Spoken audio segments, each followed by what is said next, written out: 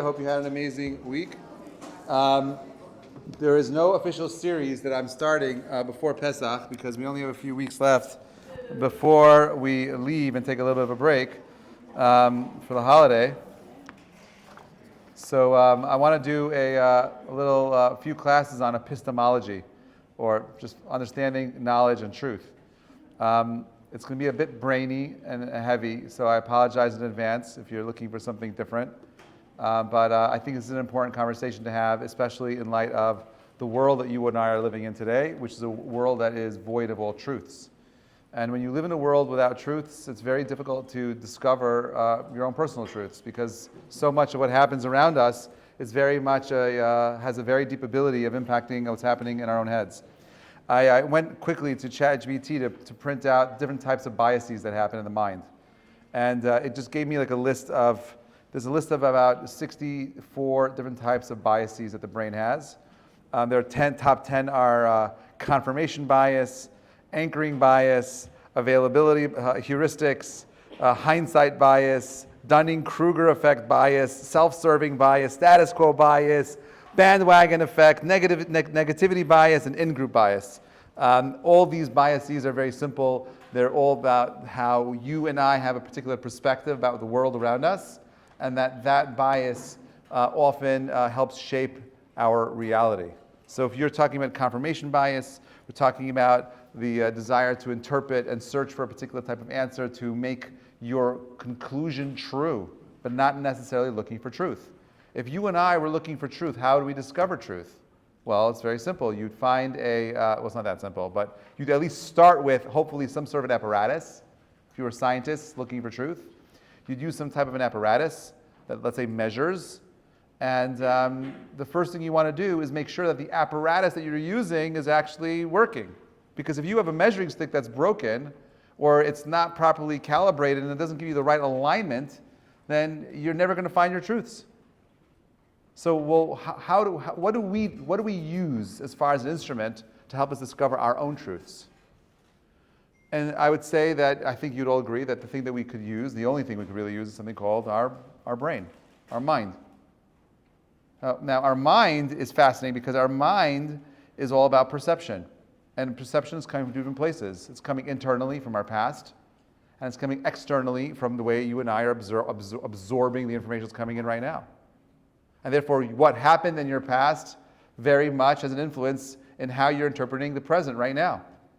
And therefore, there's going to be an automatic type of bias based on your own personal experience. Your brain is like a fingerprint. It's unique.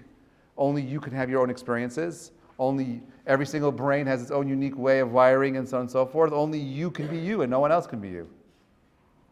Well, if in fact it's true that there's all these types of things that stand in the way of you and I discovering any kind of truths, then first of all, what's the point of trying to discover the truth? It's almost impossible. And B is, well, if I was going to try to attempt to get something called true, because we can argue about how we interpret things. Well, we could talk about whether or not this lectern is brown or it's some other shade of mahogany or whatever colors you see in here. But objectively, we all know there's something here, right? It's not a subjective thing. This is objectively here. How we interpret this thing, we could disagree on, but everyone objectively knows something is standing in front of me, something that I could leave my papers on, my sheet, my book on. I could use it to lean on, to support me, and so on and so forth. We're not going to argue about this thing right here, right now. Okay, I mean, you could, but it would be a very poor argument. Now, the room around me, it's here. I'm experiencing this room right now, and I'm experiencing all of you in the room here with me. How I interpret everything in this room, well, that depends on so much of who I am, so much of my own experiences, so much of my own ability to tap into how I interpret the world. Like, remember we spoke about people, you could have two people being in a very positive environment, that's fun and amazing, but the one person whose past is always steeped in negative thoughts, even in a positive environment, they can be having a horrible time. And therefore, you could have your own negativity bias. You could have your own positivity bias. We have our biases. So how do we find truths? As Jews, you and I are supposed to be searching for something called emet. How do we find our truths? If it's so easy for us to be biased, and I'm going to make the question a bit deeper and stronger. Could anyone tell if this is recording? I keep getting like paranoid. They're like, it's not recording. Okay, fine, thank you. I have my own biases. Okay, fine. Okay. So the Gemara in Ketubot, look at number 1. There should be sheets all around the room, and if you don't have it, there are a bunch that are on that table behind you over there. It says as follows. It says, Rab said, what is the reason for the prohibition of bribery? Why is it forbidden to take a bribe, even with the sincere intention of declaring the innocent party innocent and the guilty party guilty? Meaning, if let's say I'm a judge, okay, and I'm looking at a case, and I see the party, and I'm looking at the whole case, and I know this guy's for sure guilty, and this guy's for sure innocent, okay? And I've written down my answer on a sheet of paper. Now let's say one of those guys wants to give me a gift. You're a judge, you're such a nice guy, I love your smile. Here you go, here's an envelope for you. Right? He knows, or maybe he doesn't know, but I know I made up my mind. There's nothing he can do to create a bias for me at this point. Am I allowed to receive his gift? Well, why not? Does it have any impact on the case? The answer is no. It's a big deal. Gemara says over here, once the judge has taken a bribe from one party, he becomes close to him. In his mind, he becomes one with him, and no one can see anything bad about himself. Well, what difference does it make if the case is over? Now the question is, what kind of a world do you and I want to live in? First of all, this is very telling on 2 ways. If you want to be a bit more manipulative, this is how you create biases in other people. Positive or negative, you choose. Okay, but know that the second you receive something from someone, right, you are automatically somewhat beholden onto them. And this is why Shlomo Melech says, Soneh matnot yichyeh. One who hates gifts survives. Not that you don't want to take. There's something beautiful about being a receiver. Like when I'm married, and when sometimes I tell my wife, "I think you look great," she's like, "Stop it." I'm like, "What do you mean stop it?" I mean that as a compliment. I'm saying it's real. It's like, sometimes you're allowed to go ahead and accept a compliment and say, "Thank you so much. I work really hard," or "This is just my natural morning face," whatever it is, right? But just take a compliment, right? There is something beautiful about receiving also, right? Or being able to receive. We're not talking about that kind of receiving. We're talking about the type of receiving that has a deep power of influence. You know, like I've had the privilege of learning with all kinds of interesting people in the city, CEOs, executives, different kinds of people, different backgrounds, different educational backgrounds, and so on and so forth. And very often I'll get like a situation where someone wants to give me a gift. Rabbi, thank you so much. Take this envelope. I'm like, that was a Persian accent. I was just in Great Neck yesterday, now everything is Rabbi. I got yelled at today at a Persian lady for the first time. It was amazing. It was powerful. The blood of my parents are on your hands. You know, it was like a very powerful one. Yeah, anyway. So I need therapy from today. But so anyway, you know, like, and I feel, and I never want to take it. And I said, much rather, I feel more comfortable you making a donation to the organization and deal with it like that. Because I know that once I receive something from someone, it automatically skews my ability to give them the best possible advice. And if I want to be someone who's in a position to go ahead and serve the people, I got to make sure my hands are clean. That's really hard. It's very hard. Now, bottom line is that if a judge who is intelligent, who is educated, can so easily be mangled by a small little gift, how are you and I, simple, good people, going to ever find truth when so much of who you and I are expressions of the biases of our environment? Think about that for a minute. You want to find truth? I want to find truth. Great. Well, how am I going to find the truth? I'm going to find truth. I'm going to break free, and I'm going to find my truths. Well, just be mindful that the environment that you're coming from has left a bias in how you interpret reality. Right? If you're watching Al Jazeera all day, and you watch the beautiful attack that Israel orchestrated today in Syria, right? And they wiped out this Iranian general. You know, and depending on which news source you were listening to, was either the strategic, surgical attack that Israel used to wipe out terrorists off the playing field, or Israel bombed Syria, killing people, and it just depends on the lens you're using. So is that just the way it is? Like people are just helplessly stuck? How do we find truth? Let's keep going. Medrash Tanchuma says, number 3, He says, as soon as the judge has given away his heart for a bribe, he becomes blind and corrupt in judgment and is no longer able to judge the case truthfully. Ad kadei kach.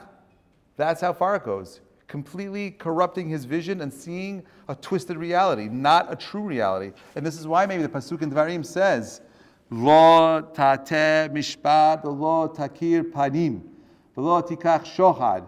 It's going to blind the eyes of the wise. It's going to go ahead and destroy the plea of the just. So look what the Maharal says over here. I love the Maharal. Maharal from Prague. He says this in Gur Aryeh. He says, for bribery blinds the eye of the wise and distorts the words of the righteous. He says, blinds the eye of the wise. This means that the correct argument will not occur to him. And distorts the words of the righteous. That is, the righteous words. This means that even if his attention is drawn to the correct view, he will distort it. He can't find the truth. There's no way. He's completely derailed from finding his truth, and that's it. He's lost. He'll never be able to get to the true conclusion. He no longer has the siyata d'shmaya. He no longer has the divine ability of finding that truth.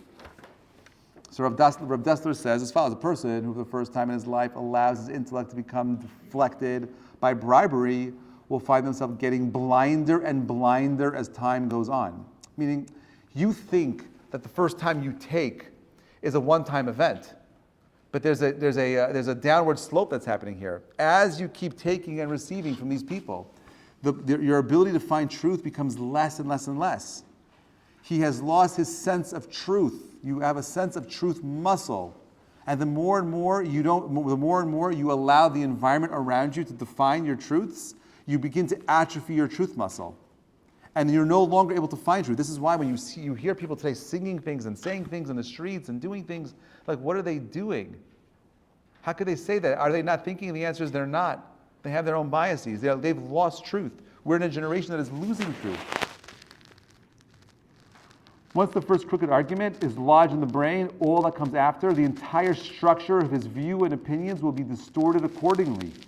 His blindness will continue to intensify until he dies in the same condition, completely lost, unable to find truth.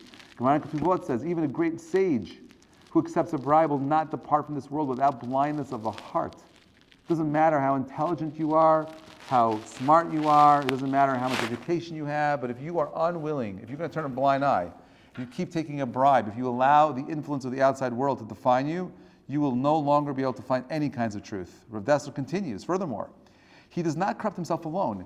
He aids the corruption of those who come after him. The sense of truth is something that's so delicate that the existence of many people who deviate from the truth will leave a corrupting influence on decent people too. Without even noticing it, they will tend to correct, quote, their view to end with the intellectual system of others who are already affected. Eventually, the very concept of pure, unadulterated truth will disappear from society. Do you think we're living in that generation right now? Where we're not sure how to talk to people, what pronouns we're using, how we're addressing people. Is it a guy or is it a girl? Is it both? Can a man who has a beard, that has hair on his chest, with huge, gigantic muscles, that weighs 315 pounds, identifying as a woman, compete in women's sports? Yeah, why not? What could go wrong? Well, what happens when you lose truth? All sorts of terrible things begin to happen. The whole world around us begins to crumble and fall apart. Gemara and Sotah, by the way, this was written 2,000 years ago. When those who show favoritism in judgment, the observance of the commandment, you shall fear no man, ceased, and when the commandment, you shall not recognize faces, was observed no more. You live in a world, look what Maharal says, the law of you shall not fear any man, ceased to be observed even by the honest judges. When people begin to commit the sin, everyone follows them. And it's likely that the next generation will also be affected by that. There will no longer remain a single person who's capable of judging any case fairly. The concept of fearlessness and justice will disappear forever. You will not see the face of truth anymore because you live in a society which no longer cares about truth. Now, if I live in a society that no longer cares about truth, which I think we'll all agree, we're almost there, okay? There's still some people fighting for truth, but we're more and more descending to a world of sheker, of olam the shikra, a world of lies. The court system is certainly broken. You see what's going on with, whether or not you like Donald Trump or not, I don't care. It doesn't matter to me. He's definitely a crazy person. I think he has some good intentions, but most of all, I think he's crazy. But I don't think that the case they ran against him in New York was fair. And it's the first time where you had someone who was convicted of a crime that no one lost any money on. There's zero funds that were lost. All the banks want to do business with him. They said he overvalued his properties. How did that happen? How does justice become so corrupt? Well, you're not looking for truth anymore. You're looking for justice without truth. You have corruption. And that's the world we're living in right now. The Gemara in Ketubot, number 11, the Tana Rabbi Ishmael ben Rabbi Yosef had a tenant farmer who used to bring him a basket of fruit, and Rabbi Ishmael's from his own orchard every Friday. One week, the tenant farmer had a court case in his town. It was on a Thursday, and the way he brought the basket of fruit to Rabbi Ishmael on that same day, Rabbi Ishmael, who was a judge, was concerned lest he might be influenced by the slight benefit of having the fruit one day earlier than usual. He refused to accept the fruit. Although he did not take the fruit, he nevertheless considered that his judgment might have been affected by the fact that he had been offered him a day earlier than usual. And he refused to take the case. He handed the case over to other judges. Here's a guy who had some guy who was living in his farm, tending to some fruit, and all he was doing is bringing him his own fruit. And he was afraid of receiving this basket because that act of alone, of having that small benefit, might taint his ability of finding truth, and he did not want to taint the system. The intellect, the mind is a system. And how we prime it will determine whether or not you and I live in a world of truth or not. You can lie to yourselves I've seen this. I've seen this in marriages. I know people that have been married for almost 3 decades that are living a lie. No happiness, no love. How does that happen? Well, you create a bias. You're not looking for truth. And if you're not looking for truth in one area of your lives, unfortunately, it's a disease, it spreads, it's like cancer. You will not find truth in other areas of your lives. And all I want for each of you is to find your truths. Because when you have something that is real, you could actually ask the questions that are necessary to help improve the situation that you're in. But if your whole entire mind and your whole worldview is corrupted by falsehoods, you can't fix anything, you can't change anything. All you're stuck with and you're left with is just to go with the flow, whatever comes next. And in that space of helplessness, you become depressed. And you allow all kinds of negative thoughts to fill your head. But if you're someone who's a truth seeker, who's looking for emet, and you've primed yourself to condition yourself to be someone who is disciplined to search for truth, there's no room to be helpless, because every moment is an opportunity to make the choice that allows you to become something bigger and better. Let's keep going. During the hearing, Rabbi Ishmael happened to be passing outside the courtroom and heard the argument in progress. He caught himself arguing silently in favor of the tenant farmer and looking out for the points to his advantage. On closer introspection, he noticed that these thoughts were associated with his mind with the basket of fruits. This revelation made a great impact on Rabbi Ishmael, who learned from his experience the strength of the hidden force working in a human psyche. He exclaimed, this is before we had all the list of the different kinds of biases we had, "Damn the souls of those who take bribes.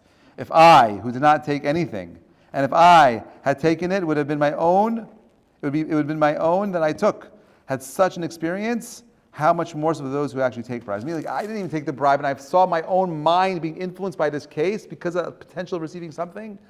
How much more so when someone actually takes the bribe does that impact this ability of finding truth? Pasuk in Devarim, talk about the shoftim. "Ve'atzaveh et shoftechem be'et hahi le'emor shomea ben achichem u'shaftem tzedek ben ish ben achiv u'ben gero." You have to hear out your fellow Jew, and choose between one party and the other, even if they are a stranger. Look at number 13. "Listen as between your brother and judge her fairly," on which the rabbis comment, "Between your brother, this is a warning to the court not to hear the pleas of one party before the arrival of the other party. It is also a warning to each party not to clarify his case to the judge before the arrival of the other party." Why does it matter who says what and when? And the answer is the slightest conversation could influence a person. You remember when you're kids, then you want to get your sibling in trouble, you had to tell the story first. Because if you share the narrative first, you had the ability of influencing your parents' interpretation of what happened. But how many children say, let's wait, let's go to mommy and daddy together so we can tell the story at the same time? so there can be an objective case that is presented to them so they can make a real judgment. No one wants a case that's not going to be tilted in their favor. All of us are guilty of doing all sorts of things to kind of like benefit from creating a bias in others. It happens all the time. Some of us are better than others. Maharal says, however, number 14, even where the facts that the one party relates to him, the judge, are true, there's no lying involved. Nevertheless, if he clarifies his case to the judge, the latter will accept his word and will henceforth tend to look more favorably on his side of the case. Even if the other party afterward refutes his case, the judge will find the difficulty in removing it from his mind since the first accepted this view. What comes first, comes first. And therefore, you cannot be in a position to hear. First, when my kids come to me and there's the first one, the tattletale, and I say, I'm like, whoa. I'm like, slow down, Sparky. Get your sibling in the room right now. I need to hear both of you say it at the same time. I don't want you to influence me. You're the judge. You're hearing information. You hear something about a friend. Oh, you know what this one said? Sammy called me today, and you know what they said?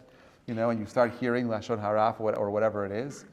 You know what I do? I always call the person directly and say, this is what I heard. What did you say? How did you say it? Just answer the question.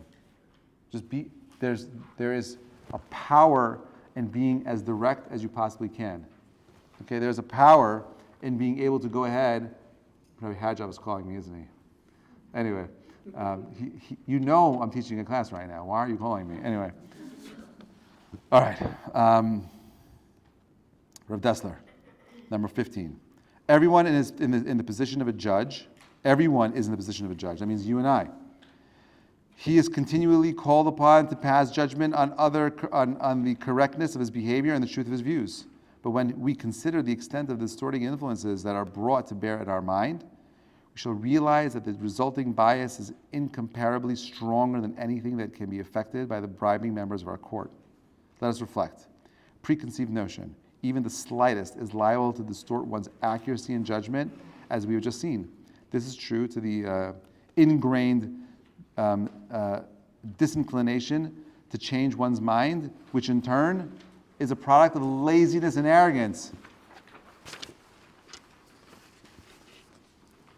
We can say then about our own set of ways and preconceived opinions based on their unworthy desires and questionable character traits, and according to which we have been conducting our lives these many years.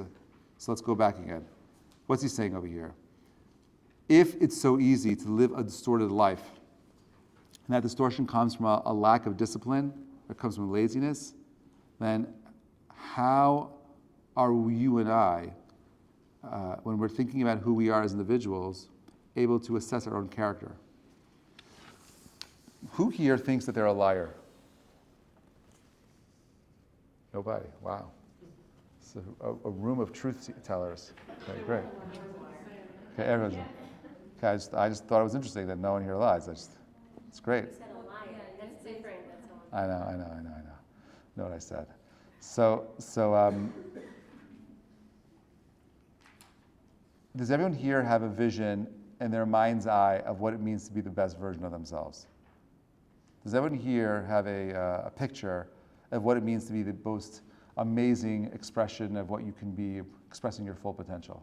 Everyone should have that. You have it? Good. This one guy's honest enough to say it. Okay? So everyone should have a vision of what it means to be the best version of themselves. If you don't have that, you're not going anywhere in life. Everyone has to have something they're aspiring to become every single moment. A picture, a vision, a goal, something that is driving them towards something in their future.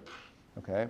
Once you have that, okay, you have to ask yourself, are you asking the right types of questions? Are you interpreting the world around you in a way that allows you to actually achieve those unique goals?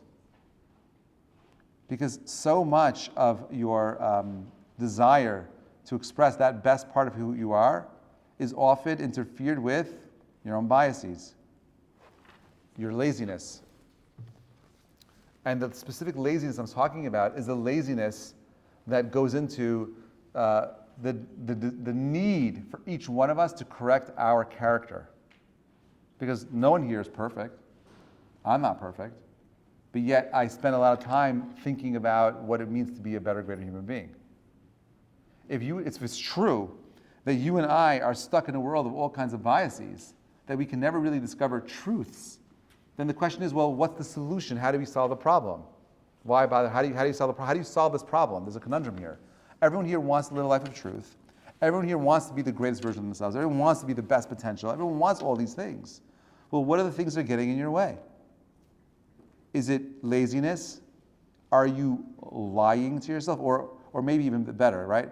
Most human beings, and this is more true for men than women, but I'd say it's probably the same today, we overestimate what we could actually do. We're overly confident sometimes in our abilities, or the worst is where you're so insecure that you won't even try. But finding truth is difficult. So he continues and he says as follows. He says, our rabbi said that intimacy engendered by accepting the slightest favor from the person makes judgment identify with the person and precludes him from ever judging him truthfully. So the idea of giving gifts to your bosses, okay, is a genius move. Right? Because automatically, when you give your boss a gift, that creates a bias in your favor. When something negative happens, they're more likely now to interpret what happened in your work environment positively versus negatively.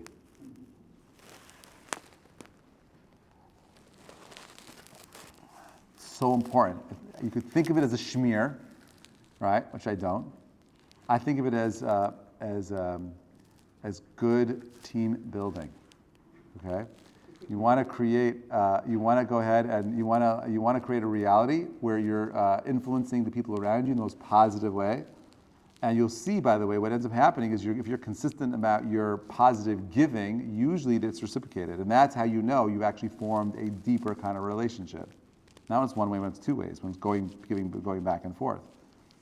And he says as follows. He says that however, how then can we ever hope to arrive at a true decision in matters which involve seeing bad about ourselves, in the most literal sense of the words, such as admitting our own faults and accepting our views, which oblige us to do things that are difficult for us and to refrain from activities that are attractive to us. You and I, we love ourselves. Certainly, we care for ourselves, and there is this weird duality that we have where we think about ourselves sometimes in like second or third person, and we do things in a kind of weird way, but like you're caring for yourself all the time. So do you think that you're creating your own intellectual bias for yourselves? And if it works that way for a judge, and it works that way by giving a certain gift, wouldn't you say that we're all just narcissists being biased about who we are? Yeah. That's like oversimplifying it. I don't think that human beings naturally are like corrupt and want to like get something and discount like who's right and who's wrong. I think it's like you want to do what's right and someone gives you a gift and you have this dissonance where like you want the truth, but you also want not to be a jerk and be someone who's nice to you, and the way you reconcile that is allowing your brain to kind of. So I would agree with that if we lived in a world that was where people were motivated by truth. But what do you think is the greatest motivation today for people? Well, I would say pleasure. Right? Does it feel good? Wasn't that always the case? No. It wasn't always the case. I would say that different cultures produce different types of drives. Like if you look at like the Industrial Revolution and the Renaissance that preceded it, those revolutions were revolutions that were predicated on truth. The philosophy, the music, the art were all steeped in this idea of truth. What's the truest expression of beauty? What is the truest expression of beautiful music and poetry and writing and so on and so forth? We don't have that anymore. I feel like that's whenever there's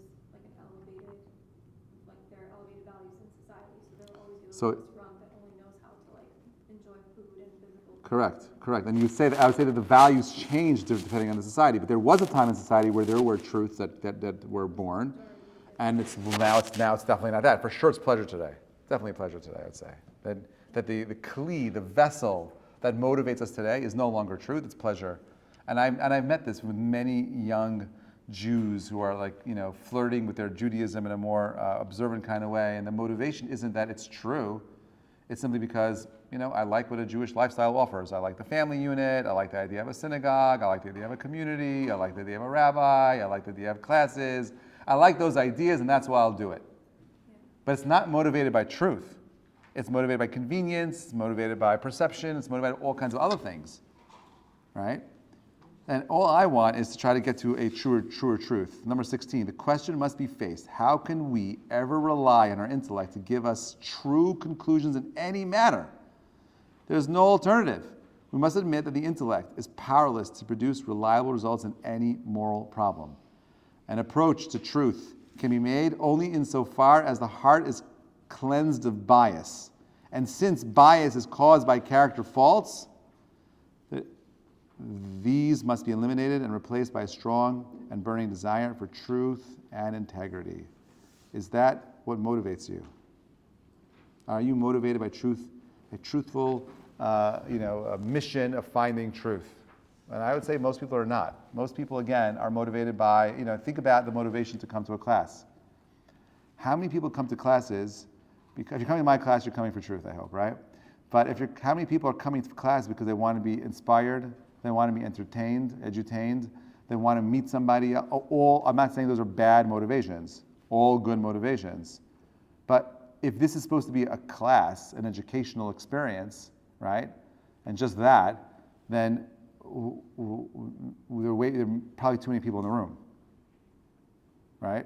If you're going to class and you're really looking to learn, the first thing you would have in hand is a pen, because you'd be taking notes. The second thing you'd have is a list of questions to try to deflect and destroy any arguments that I'm making, because that's the only way you can learn. If you accept everything that I'm saying, that means you are not learning. It means you're receiving. You're not. If there's no back and forth in the conversation, it's just a one ear in, one ear out. The only way you internalize something is by fighting to find truth in it. So how do we find truth? Let's see what the Gemara in Sotah says. And I think this is the key to unlocking it. And Rav Dessler kind of takes it away. God bless you and your family. Sotah says as follows. What does a human being look like in this world? Like a man in an impenetrable forest in the dead of night. He's in danger from the thorns and the shrubs, the ditches and pitfalls, robbers and wild animals. And he has no idea which way to proceed. He comes across a torch, which he can light. He is now free from the thorns, the shrubs, the ditches and dangers. But he is still at risk from robbers and wild animals and has no idea which way to go. The sun comes up. He is now safe from the bandits, the wild animals, but he still does not know which way to travel. When he reaches the crossroads, he sees signposts. He is saved from all of them. Gemara there explains that the torch stands for the practice of mitzvot, and the sun represents the study of Torah. What is meant by the crossroads? There are three opinions of the Gemara. One says that it means that a Talmid Chacham who has arrived at the day of his death, and that's when he finds his truth, that only when faced with death does he find the ultimate clarity. Another considers that it stands for the Talmid Chacham who possesses the fear of sin. Mar Zutra explains that it is a state reached by a Talmid Chacham who finds that his learning accords with the halacha. This means that he has imbibed the Torah in such a depth that he arrives at the truth intuitively. He has worked on himself to such an extent that he has achieved purity of heart. Then and only then is his insight clear and his judgment reliable. This work is what we call the work of Musar, that is the self-discipline. We learn from this that one cannot get into truth without Musar. And therefore what he's saying is that if you are not proactively working on becoming a better, greater version of the self, there's no way you're finding truth. Impossible. If there's no process in place that is where you're thinking about how you become a better, greater human being, how you're working at becoming more kind, more patient, more understanding, more loving, more giving, if you don't have a plan in place to address those issues about what it means to be the most refined version of the self, you ain't finding truth. And then you'll complain. Rabbi, why is it so hard? Why is everything so bad? It's always so negative. And the answer is because you haven't spent any time on really asking yourselves the most difficult questions, which is how are you going out and finding your truths? Let's look at number 18. Seminal thought, insight. This seminal insight is the root of Musar. Does this mean that one who has not purified his heart has no prospect at all of arriving in true conclusions? At true conclusions? Not quite. True, he can never be sure, But there's one test you can apply. This is my favorite answer. Ready? If an opinion or a decision comes to him easily without struggle, he should hold it in suspicion and search for the motive which led to the midot-based bias to consent to it. Did you hear that? If the conclusion you came to was easy and required zero effort or struggle on your part, you have to assume that that conclusion has come from a convenient bias.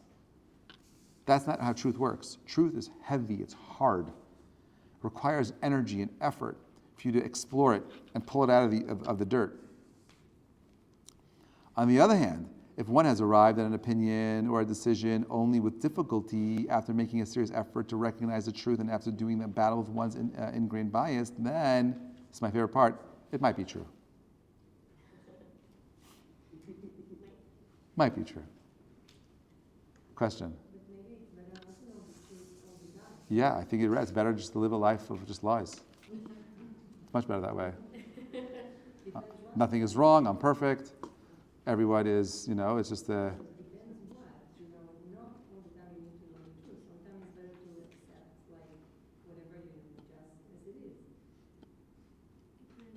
I don't understand. I know you're saying ignorance is bliss, but I know you're not saying it all. I know you're not saying it all. I know what you're trying to say, but I respectfully disagree with you. I would much rather be in a situation where because remember what we said, how we started. Since the brain is a delicate instrument, okay, it's a delicate instrument that's the only instrument we have that allows us to discover truth. So once we feed the brain, so to speak, a diet that allows us to accept, falsehoods because it's convenient, you're infecting the system with falsehoods and biases. And therefore, that system will be corrupt and will corrupt your ability to find truth in the areas that you may need it most.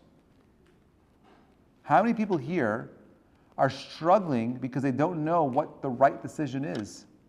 And the reason why you don't know what the right decision is simply because you've been living on a diet of accepting falsehoods because it's easier sometimes not to know the truth.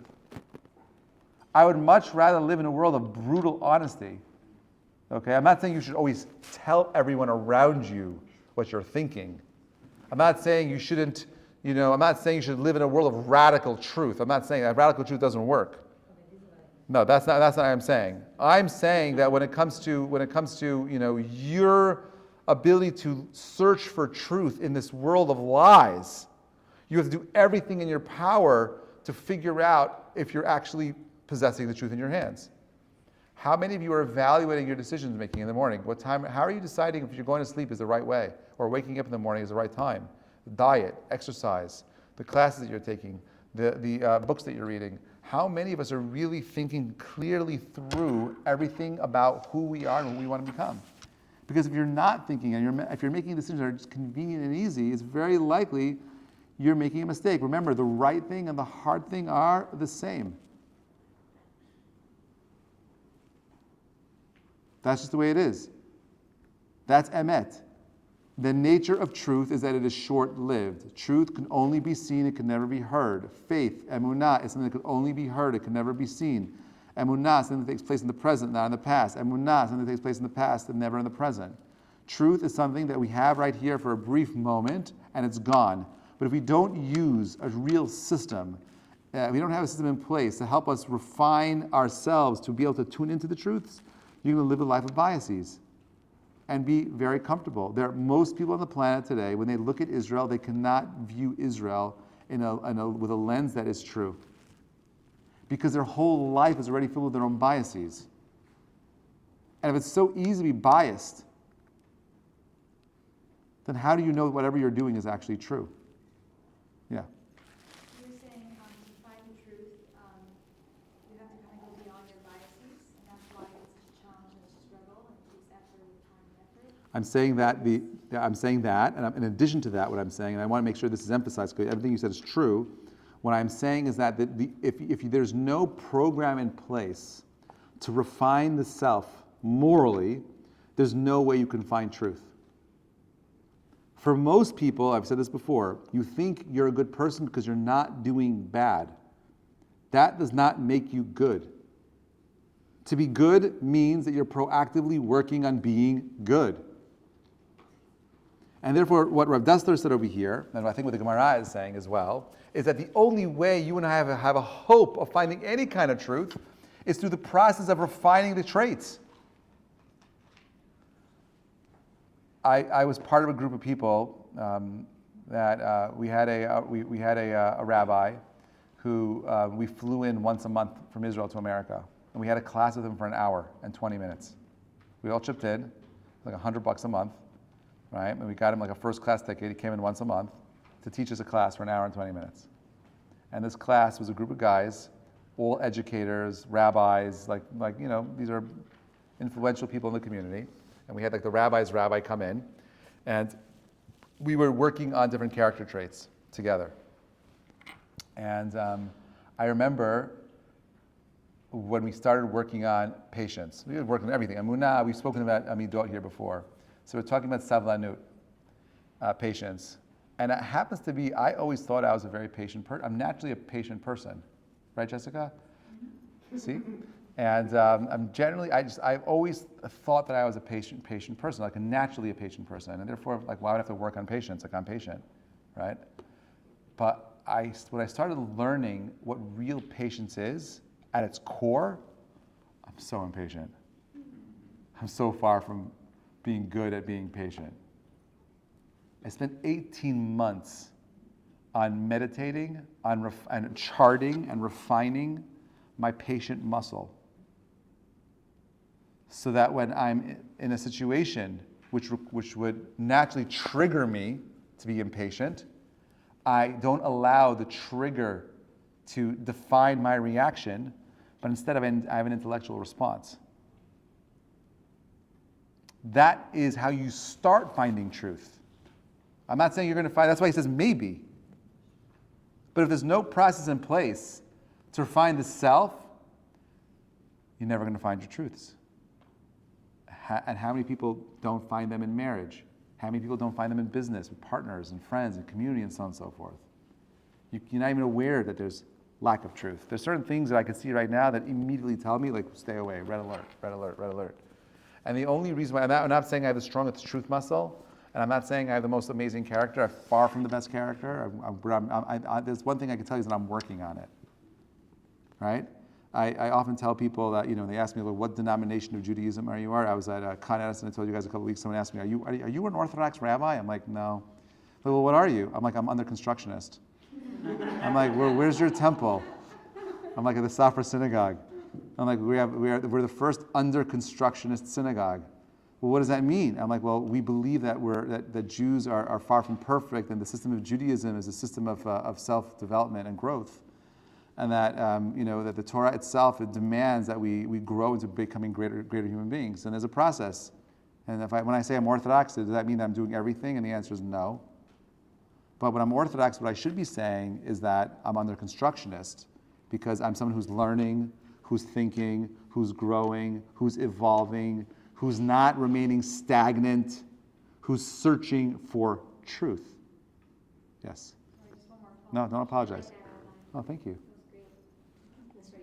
It's all yours. Do you find a majority of people are just not searching for the truth, or they just don't have a process in place for themselves to kind of figure out the truth? Yeah, I think it's both. I think that it's hard to say. I would say that there are some people, like I look in the room, I know there are people in this room that are looking for truth. So you're surrounded definitely by a group of people that are looking for truth. And I think that's part of it. The hardest part of it, and I've been speaking about this for a few years already, is working through the process of daily. There's the two C's. There's consistency, there's commitment and consistency.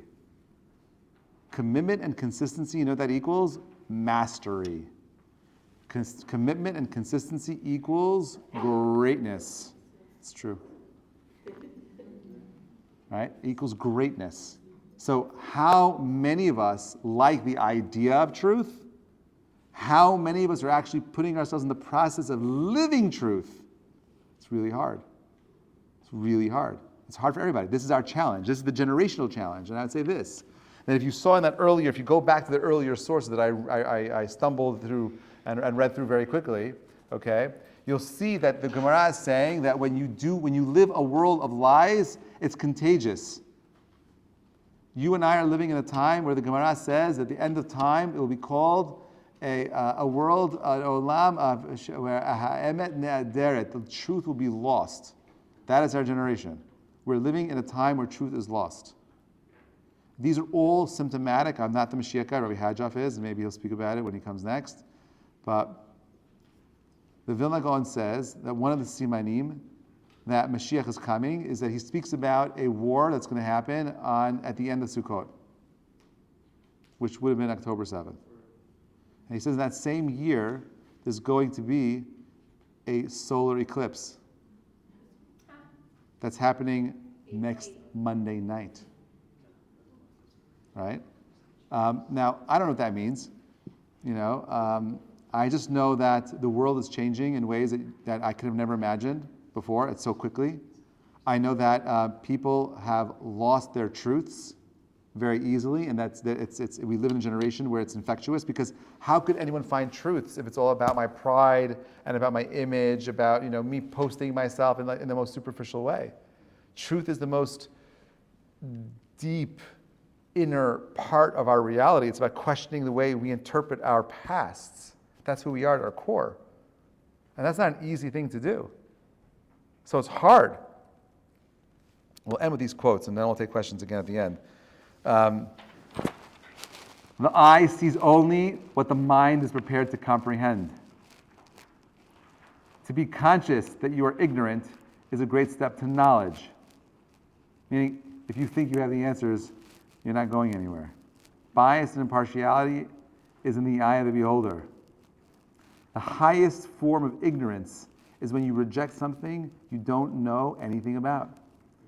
If you would be a real seeker after truth, it is necessary that at least once in your life you doubt as far as possibly all things. Truth is not something outside to be discovered, it is something inside to be realized. And I think that quote, by the way, is the most aligned with everything that we spoke about today. Because the truth that you're looking for has nothing to do with the world outside of you. The truth that you're truly looking for, the way you find the truth of truths, is truly discovering what it means to express the best you. It's an inner work, not an outer work. And lastly, the Gemara in Sanhedrin, a single truth outweighs the whole entire world. If I know that I have a truth, right, and my truth is my truth because I've fought for my truth, and everyone else around me tells me that what you're saying is absolutely insane, right? I don't care about the rove. I don't care about the majority. So that famous story about the priest who comes to the rabbi and says, "Listen, you believe in the Talmud?" He says, "Yeah, I believe in the Talmud." He's like, "You believe all the principles in the Talmud are true?" He's like, "Yeah, of course." He's like, "Don't you have this idea in the Talmud that says that you go after the rove, you go after the majority?" He's like, "Of course, the rove is a very big part of halakha." So he says, "Well, the majority of the people in the world are Christian. Why don't you become Christian? Use your own principles. You should become Christian. We'll go after the rove, go after the majority." So the rabbi said, "We only go after the majority when there's a safek, when there's a doubt. We only use that principle when there's a doubt. But we have no safek about our truths. Can you say that about your truths? Or are you just going after the rove? Are you just going after the majority?"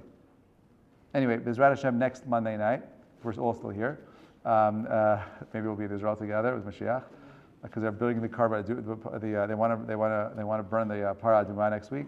So there's like a group of Jews in the Temple Institute that have set up an altar in Jerusalem, and they want to make they have 2 different red heifers that they're going to sacrifice and burn, and use the ashes to purify people from the impurity of the dead, so they could go back and start rebuilding the temple. Anyway.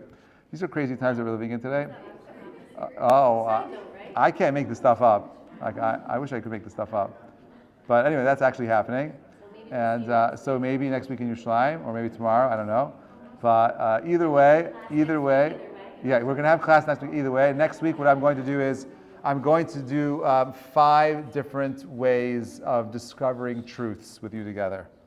Okay? So Bezrat Hashem, we'll continue the conversation next week. Wishing you all an amazing week. Does anyone have any questions, comments, or concerns? Have a great night, everybody. See you Bezrat Hashem next week. Pleasure. Hey.